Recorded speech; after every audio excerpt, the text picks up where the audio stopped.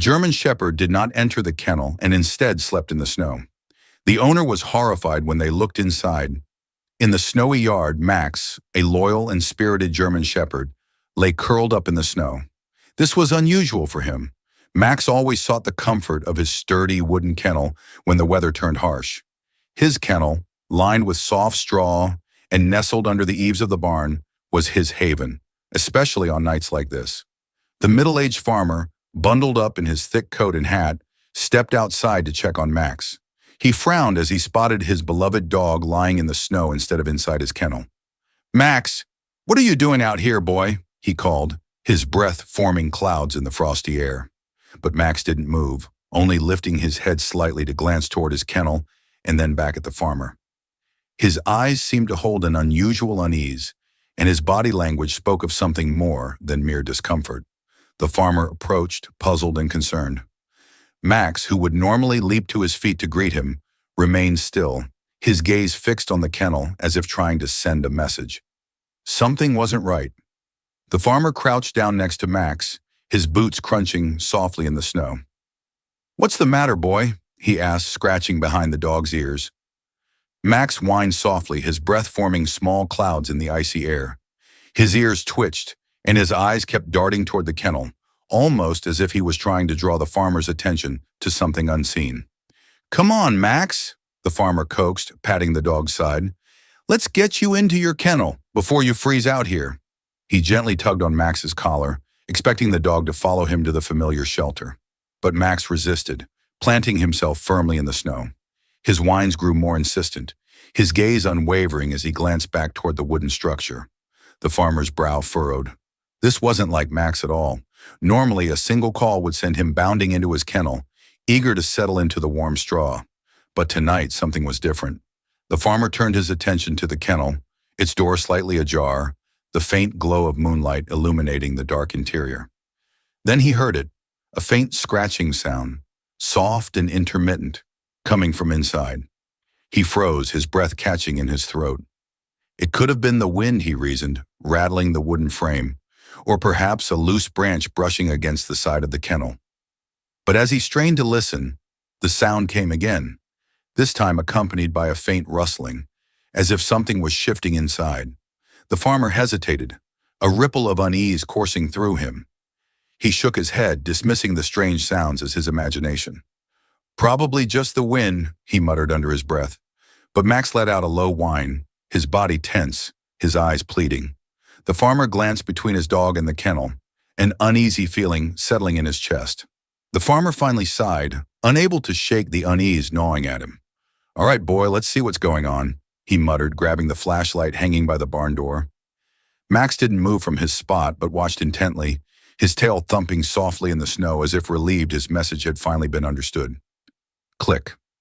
The flashlight's beam cut through the darkness, illuminating the kennel's wooden walls and the bed of straw inside. The farmer crouched down, angling the light to peer through the slightly open door. At first, everything seemed normal. The straw was scattered as usual, and the cold air hung heavy and still. But then, he saw it, a faint glimmer of movement in the corner. He froze, his breath caught in his throat.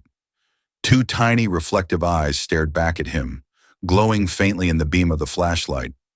Startled, he pulled back for a moment, his heart pounding. "What the?" he whispered, steadying his hand as he peered closer. In the far corner of the kennel, nestled into the straw, was a small trembling figure. As the flashlight illuminated it fully, the farmer gasped softly.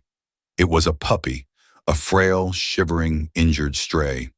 Its fur was matted with ice and it was curled into itself, trying to escape the biting cold.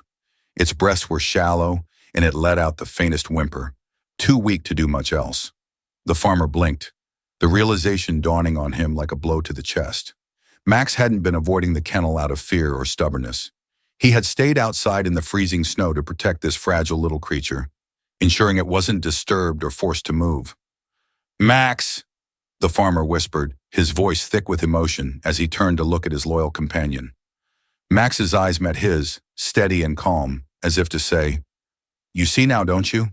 The farmer sat back on his heels, the cold biting into his skin, but it was nothing compared to the chill that crept into his heart. He stared at Max, who remained lying in the snow, his breath steady, his eyes unwavering. A pang of guilt struck him hard. How could he have doubted his loyal companion? Max had been trying to tell him all along, and the farmer had dismissed it as strange behavior. For years, Max had been his trusted partner, braving storms, herding livestock, and protecting the farm. And tonight, Max had shown a selflessness that left the farmer in awe. He had willingly endured the freezing cold, sacrificing his own comfort to shield the vulnerable life inside the kennel. It wasn't just loyalty. It was pure, unspoken kindness. The farmer wiped out his eyes, which had begun to sting, not just from the cold, but from the overwhelming mix of emotions. He glanced back into the kennel, where the tiny puppy lay motionless, its sides barely rising with shallow breaths. He knew what he had to do. Gently, he opened the kennel door wider and reached in. The puppy flinched weakly at first, but didn't resist as the farmer scooped it up in his arms. Its tiny body felt feather-light, cold as ice, and he could feel its fragile frame trembling. "Don't worry, little one," the farmer whispered, cradling the puppy close. He looked at Max. "You've done your part. Now it's my turn." Carrying the puppy inside, he carefully set it near the fireplace, wrapping it in a thick, warm blanket. He rubbed its fur gently, letting the heat seep into its frozen body. Max followed and lay nearby, his eyes never leaving the puppy as the farmer tended to its wounds with steady hands. Over the next few weeks, the puppy slowly began to recover. The farmer dedicated himself to its care, ensuring it stayed warm, fed, and safe. At first, the puppy could barely move, but with each passing day, it grew stronger, its small body beginning to fill out, and its eyes regaining a spark of life. Max stayed close every step of the way, watching over the little one with a gentle protectiveness that the farmer had never seen before. The bond between the two animals deepened quickly.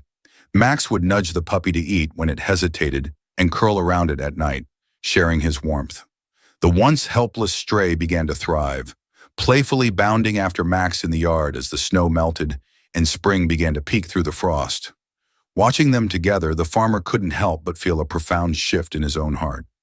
One evening, as he sat by the fire with Max at his feet and the puppy dozing in his lap, the farmer reflected on the events of that night. He had always thought of himself as the protector, the one who took care of his animals. But Max had shown him something deeper.